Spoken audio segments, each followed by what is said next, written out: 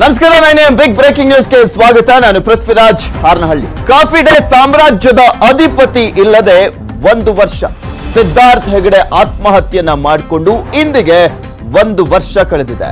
ಈಗ coffee day ಹೇಗಿದೆ, ತನಿಖಾ ವರದಿ ಏನಾಯ್ತು ಅನ್ನೋದ್ರ ಬಗ್ಗೆ ಸಾಕಷ್ಟು ಕುತೂಹಲ ಇರುವಂತದ್ದು.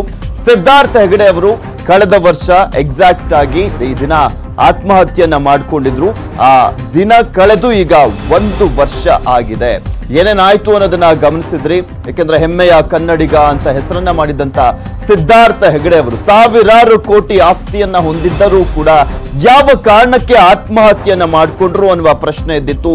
ಇನ್ನು ಒಂದ್ ಕಡೆ ಇಲ್ಲಿ ಅಂದ್ರೆ IT ಇಲಾಖೆಯ ಮೇಲೂ ಕೂಡ ಸಾಕಷ್ಟು ಅನುಮಾನಗಳು ವ್ಯಕ್ತವಾಗಿದ್ದು, ಅಧಿಕಾರಿಗಳ ಒತ್ತಡ ಅದು ಇದು ಸಾಕಷ್ಟು ಪ್ರಶ್ನೆಗಳು ಎದ್ದಿದ್ವು. ಆ ಸಂದರ್ಭದಲ್ಲಿ ಆತ್ಮಹತ್ಯೆಯನ್ನ ಮಾಡಿಕೊಂಡಂತ ಸಂದರ್ಭದಲ್ಲಿ ಈಗ ಆ ಒಂದು ವಿಚಾರಕ್ಕೆ ಸಂಬಂಧಪಟ್ಟಂತೆ ಆಂತರಿಕ ತನಿಖೆಗೂ ಕೂಡ ಆದೇಶವನ್ನ ನೀಡಲಾಗಿತ್ತು. ಏನಾಯ್ತು ಹಾಗಾದ್ರೆ ಆಂತರಿಕ ತನಿಖೆ ಅನ್ನೋದ್ರ ಬಗ್ಗೆ ಸಾಕಷ್ಟು ಕುತೂಹಲ ಇತ್ತು. ಸಿದ್ಧಾರ್ಥ್ ಆತ್ಮಹತ್ಯೆಗೆ ಕಾರಣವಾಗಿದ್ದು ಯಾರು, ಆತ್ಮಹತ್ಯೆಗೆ ಕಾರಣರಾದ್ರ ಹಿರಿಯ IT ಅಧಿಕಾರಿಗಳು ಅನ್ನುವ ಪ್ರಶ್ನೆ ಕೂಡ ಎದ್ದಿತ್ತು. ಆಗ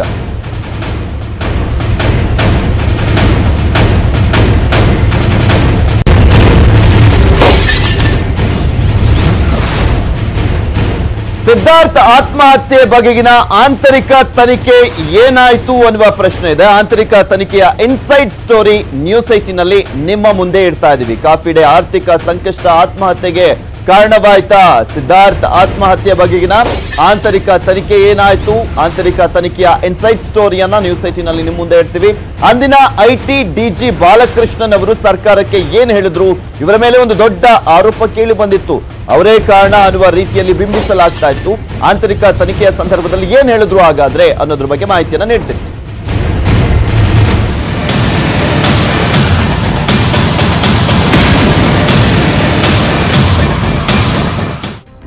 ಕಾಫಿ ಡೇ ವ್ಯವಹಾರದ ಲೆಕ್ಕದಲ್ಲಿ ಸಮಸ್ಯೆ ಇದೆ. 2700 ಕೋಟಿ ಹಣದ ಲೆಕ್ಕ ಸಿಕ್ಕಿಲ್ಲ. ಸಿದ್ಧಾರ್ಥ್ಗೆ IT ಯಾವ ಕಿರುಕುಳವನ್ನು ಕೂಡ ಕೊಟ್ಟಿಲ್ಲ.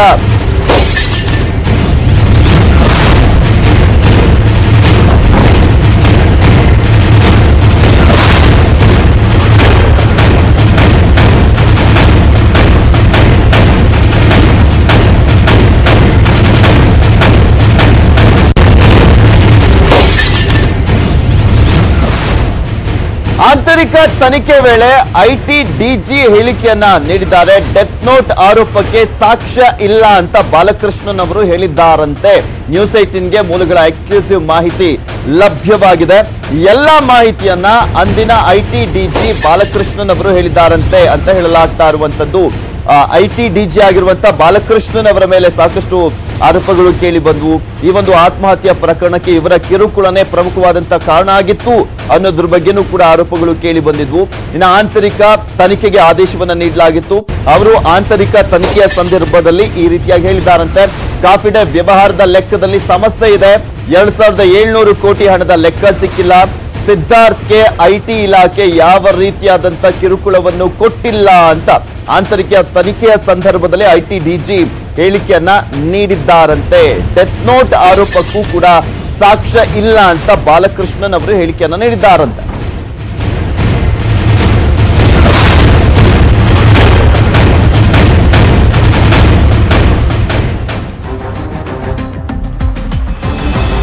ಗಮನಿಸ್ತಾ ಇದ್ದೀರಾ, ಆಂತರಿಕ ತನಿಖೆಗೆ ಆದೇಶವನ್ನ ನೀಡಿದಂತಹ ಸಂದರ್ಭದಲ್ಲಿ ಇಲ್ಲಿ ಪ್ರಮುಖವಾಗಿ IT DG ಏನಂತ ಹೇಳಿಕೆಯನ್ನ ಕೊಟ್ಟಿರಬಹುದು, ಏನಿದೆ ವರದಿಯಲ್ಲಿ ಅನ್ನುವ ಕುತೂಹಲ ಸಾಕಷ್ಟಿತ್ತು. ಇದೆಲ್ಲದ್ರ ಬಗ್ಗೆ ಕಂಪ್ಲೀಟ್ ಡೀಟೇಲ್ಸ್ ಅನ್ನ ನೀಡ್ತಾರೆ ನಮ್ಮ ಪ್ರತಿನಿಧಿ ಮಂಜು. ನೇರ ಸಂಪರ್ಕದಲ್ಲಿ ಜಾಯ್ನ್ ಆಗ್ತಾ ಇದ್ದಾರೆ. ಮಂಜು, ಆಂತರಿಕ ತನಿಖೆಗೆ ಆದೇಶವನ್ನ ನೀಡಲಾಗಿತ್ತು. ಸಿದ್ಧಾರ್ಥ್ ಅವರು ಆತ್ಮಹತ್ಯೆಯನ್ನ ಮಾಡಿಕೊಂಡಂತಹ ಸಂದರ್ಭದಲ್ಲಿ ಸಾಕಷ್ಟು ಆರೋಪಗಳು ಕೂಡ ಕೇಳಿ ಬರ್ತಾ ಇತ್ತು IT ಇಲಾಖೆಯ ಮೇಲೆ. ಏನಂತ ವರದಿ ಆಗಿರುವಂತದ್ದು ಆ ಒಂದು ಆಂತರಿಕ ತನಿಖೆಯಲ್ಲಿ? ಪೃಥ್ವಿ, 1 ವರ್ಷದ ಹಿಂದೆ ಕಾಫಿ ಡೇನ ಸಂಸ್ಥಾಪಕ ಸಿದ್ಧಾರ್ಥ್ ಹೆಗಡೆ ಆತ್ಮಹತ್ಯೆಯನ್ನು ಮಾಡಿಕೊಂಡಿದ್ರು. ಆತ್ಮಹತ್ಯೆ ಆದಂತಹ ಬಳಿಕ ಸಾಕಷ್ಟು ರೀತಿಯಾದಂತಹ ಒಂದು ಅನುಮಾನಗಳು ಕೂಡ ಈ ಒಂದು ಪ್ರಕರಣದಲ್ಲಿ ವ್ಯಕ್ತವಾಗಿತ್ತು. ಈ ನಿಟ್ಟಿನಲ್ಲಿ ಕಾಫಿ ಡೇ ಸಮೂಹದಿಂದಲೇ ಒಂದು ಇಂಟರ್ನಲ್ ಕಮಿಟಿಯನ್ನು ಕೂಡ ಅಷ್ಟೇ ಅವರು ತಯಾರು ಮಾಡ್ತಾರೆ. ಇಂಟರ್ನಲ್ ಕಮಿಟಿಗೆ ಮುಖ್ಯಸ್ಥರಾಗಿ ಈ ಹಿಂದೆ ಸಿಬಿಐನ ಡಿಜಿ ಆಗಿದ್ದಂತ ನಿವೃತ್ತ ಡಿಜಿ ಅವರನ್ನು ಕೂಡ ನೇಮಕ ಮಾಡಿಬಿಟ್ಟು ಒಂದು ಇಂಟರ್ನಲ್ ಕಮಿಟಿಯನ್ನು ರಚನೆ ಮಾಡ್ಕೊಂಡು ಇನ್ವೆಸ್ಟಿಗೇಷನ್ ಅನ್ನು ಕೂಡ ಶುರು ಮಾಡ್ತಾರೆ. 1 ವರ್ಷದ ಬಳಿಕ ಆ ಒಂದು ಇಂಟರ್ನಲ್ ಕಮಿಟಿ ಕೂಡ ಅಷ್ಟೇ ಆ ಒಂದು ಕಾಫಿ ಡೇ ಸಮೂಹಕ್ಕೆ ಒಂದು ರಿಪೋರ್ಟ್ ಅನ್ನು ಕೊಡುತ್ತೆ. ಆ ಒಂದು ರಿಪೋರ್ಟ್ ನಲ್ಲಿ ಪ್ರಮುಖವಾಗಿ ಹೇಳಿರುವಂತಹದ್ದೇನೆಂದ್ರೆ, ಈ ಹಿಂದೆ ಸಿದ್ಧಾರ್ಥ ಹೆಗಡೆ ಅವರ ಮೇಲ್ನಲ್ಲಿ ಸಿಕ್ಕಂತ ಒಂದು ಡೆತ್ ನೋಟ್ ಏನಿತ್ತು, ಆ ಒಂದು ಡೆತ್ ನೋಟ್ ನಲ್ಲಿ ಕೂಡ ಅಷ್ಟೇ ಈ ಹಿಂದೆ ಐಟಿ ಡಿಜಿ ಆಗಿದ್ದಂತಹ ಬಾಲಕೃಷ್ಣನ್ ಅವರ ಮೇಲೆ ಕೂಡ ಅಷ್ಟೇ ಒಂದು ಆರೋಪಗಳು ಕೇಳಿ ಬಂದಿತ್ತು. ಅಂದ್ರೆ ಅವರು ಕಿರುಕುಳ ಅನ್ನು ಕೊಟ್ಟಿದ್ರು ಅನ್ನುವಂತಹ ಒಂದು ಮಾತನ್ನು ಕೂಡ ಅಷ್ಟೇ ಆ ಒಂದು ಮೇಲ್ನಲ್ಲಿ ಸಿಕ್ಕಿತ್ತು. ಅದರನ್ವಯವಾಗಿ ಈ ಒಂದು ಇಂಟರ್ನಲ್ ಟೀಮ್ ಏನಿತ್ತು, ಇದೊಂದು ಇನ್ವೆಸ್ಟಿಗೇಷನ್ ಮಾಡಿದಂತಹ ಸಂದರ್ಭದಲ್ಲಿ ಈ ಹಿಂದೆ ಐಟಿ ಡಿಜಿ ಆಗಿದ್ದಂತಹ ಬಾಲಕೃಷ್ಣನ್ ಅವರು ಕಿರುಕುಳ ಕೊಟ್ಟಿದ್ದಾರೆ ಅನ್ನೋದಕ್ಕೆ ಯಾವುದೇ ರೀತಿಯಾದಂತಹ ಸೂಕ್ತವಾದಂತಹ ದಾಖಲೆಗಳು ಕೂಡ ಇನ್ವೆಸ್ಟಿಗೇಷನ್ ಟೈಮ್ ನಲ್ಲಿ ಸಿಕ್ಕಿಲ್ಲ ಅನ್ನುವಂತಹ ಮಾತನ್ನು ಕೂಡ ಈಗಾಗಲೇ ಆ ರಿಪೋರ್ಟ್ ನಲ್ಲಿ ಕೂಡ ಉಲ್ಲೇಖ ಮಾಡಿರುವಂತದ್ದು. ಅಂದ್ರೆ ಇದರಿಂದ ಒಂದು ರೀತಿ ಒಂದು ತಾರ್ಕಿಕ ಅಂತ್ಯಕ್ಕೆ ಬರುತ್ತೆ. ಅಂದ್ರೆ ಐಟಿ ಡಿಜಿ ಆಗಿದ್ದಂತಹ ಬಾಲಕೃಷ್ಣನ್ ಅವರು ಕಿರುಕುಳ ಕೊಟ್ಟಿದ್ರು ಅನ್ನೋದು ಕೇವಲ ಬಾಯಿ ಮಾತಿಗೆ ಅಷ್ಟೇನಾ ಅನ್ನುವಂಥದ್ದು ಈಗ ಗೊತ್ತಾಗುತ್ತೆ. ಯಾಕಂದ್ರೆ ಅವರ ಮೇಲೆ ಇದ್ದಂತಹ ಆರೋಪ ಕೂಡ ಅಷ್ಟೇ ಸಾಕ್ಷ್ಯಾಧಾರಗಳಿಲ್ಲ ಅನ್ನುವಂಥದ್ದು ಕೂಡ ಅಷ್ಟೇ ಇಂಟರ್ನಲ್ ಕಮಿಟಿ ಕೊಟ್ಟಂತಹ ವರದಿಯಲ್ಲಿ ಈಗಾಗಲೇ ಉಲ್ಲೇಖ ಆಗಿರುವಂತದ್ದು. ಇದು ಒಂದು ಕಡೆ ಆದ್ರೆ, ಮತ್ತೊಂದು ಕಡೆ ಆ ಒಂದು ಇಂಟರ್ನಲ್ ಕಮಿಟಿ ಅವರು ಇನ್ನೊಂದು ವಿಚಾರವನ್ನು ಕೂಡ ಅಷ್ಟೇ ಆ ಒಂದು ರಿಪೋರ್ಟ್ ನಲ್ಲಿ ಪ್ರಸ್ತಾಪವನ್ನು ಮಾಡಿದರೆ, ಕಾಫಿ ಡೇ ಸಮೂಹದ ಒಟ್ಟಾರೆಯ ವ್ಯವಹಾರದಲ್ಲಿ ಸುಮಾರು 2,700 ಕೋಟಿಯಷ್ಟು ಹಣದ ಬಗ್ಗೆ ಯಾವುದೇ ರೀತಿಯಾದಂತಹ ಒಂದು ದಾಖಲೆಗಳಾಗಿರ್ಬೋದು ಅಥವಾ ಯಾವುದೇ ರೀತಿಯಾದಂತಹ ಮಾಹಿತಿ ಇಲ್ಲ ಅನ್ನುವಂಥದ್ದು ಕೂಡ ಸ್ಪಷ್ಟವಾಗಿ ಆ ಒಂದು ವರದಿಯಲ್ಲಿ ಉಲ್ಲೇಖವನ್ನ ಮಾಡಿದ್ದಾರೆ. ಅಂದ್ರೆ 2,700 ಕೋಟಿ ಹಣ ಎಲ್ಲಿ ಹೋಯ್ತು, ಹಾಗಿದ್ರೆ ಯಾರ ಈ ಒಂದು ಕಾಫಿ ಡೇ ಸಮೂಹದಿಂದ ಎಲ್ಲಿ ಯಾರು ಬೇರೆ ಬೇರೆ ಅಕೌಂಟ್ಗೆ ಏನಾದ್ರು ವರ್ಗಾವಣೆ ಆಯ್ತಾ ಅನ್ನೋದ್ರ ಬಗ್ಗೆ ಯಾವುದೇ ರೀತಿಯಂತಹ ಸಾಕ್ಷ್ಯಗಳು ಕೂಡ ಇಲ್ಲ. ಅಂದ್ರೆ 2,700 ಕೋಟಿಯಷ್ಟು ಹಣಕ್ಕೆ ಯಾವುದೇ ರೀತಿಯಂತಹ ದಾಖಲೆಗಳಿಲ್ಲ ಅನ್ನುವಂಥದ್ದು ಹೇಳಿರುವಂತ ಹಿನ್ನೆಲೆಯಲ್ಲಿ ಇವೆಲ್ಲವೂ ಕೂಡ ಅಷ್ಟೇ ಒಂದು ರೀತಿ ಸಿದ್ಧಾರ್ಥ ಹೆಗಡೆ ಒಂದು ಆತ್ಮಹತ್ಯೆ ಮಾಡ್ಕೊಳ್ಳೋದಕ್ಕೆ ಕಾರಣ ಆಯ್ತಾ ಅನ್ನುವಂತಹ ಪ್ರಶ್ನೆಯನ್ನು ಕೂಡ ಅಷ್ಟೇ ಅದೇ ಒಂದು ಇಂಟರ್ನಲ್ ಕಮಿಟಿ ಕೊಟ್ಟಂತ ವರದಿಯಲ್ಲಿದೆ. ಜೊತೆಗೆ ಇನ್ನೊಂದು ಪ್ರಮುಖವಾಗಿ ಡಿ.ಕೆ. ಶಿವಕುಮಾರ್ ಅವರ ವಿಚಾರವೂ ಕೂಡ ಅಷ್ಟೇ ಅಲ್ಲಿ ಪ್ರಸ್ತಾಪವಾಗಿರುವಂತಹದ್ದು. ಡಿ.ಕೆ. ಶಿವಕುಮಾರ್ ಅವರು ಇತ್ತೀಚೆಗಷ್ಟೇ ಏನು ಸಿದ್ಧಾರ್ಥ ಹೆಗಡೆ ಅವರ ಮಗನ ಜೊತೆ ಒಂದು ಮಗಳನ್ನ ಕೊಟ್ಟು ಮದುವೆ ಮಾಡೋಕೆ ಏನು ತಯಾರು ಮಾಡ್ಕೊಂತಿದ್ದಾರೆ, ಎಲ್ಲೋ ಒಂದು ರೀತಿ ಇದು ಕೂಡ ಅಷ್ಟೇ ಏನು ಕಾರಣ ಇರಬಹುದಾ ಅನ್ನುವಂಥದ್ದನ್ನು ಕೂಡ ಅಷ್ಟೇ ಐಟಿ ಡಿಜಿ ಆಗಿದ್ದಂತ ಬಾಲಕೃಷ್ಣನ್ ಅವರು ಕೂಡ ಅಷ್ಟೇ ಒಂದು ಪ್ರಶ್ನೆಯನ್ನ ಎತ್ತಿರುವಂತದ್ದು. ಅಂದ್ರೆ ಬಹುತೇಕ ಇದುವರೆಗೂ ಕೂಡ ಅಷ್ಟೇ ಸಿದ್ಧಾರ್ಥ ಅವರ ಆತ್ಮಹತ್ಯೆಗೆ ನಿಖರವಾದಂತಹ ಕಾರಣ ಸಿಕ್ಕಿಲ್ಲ.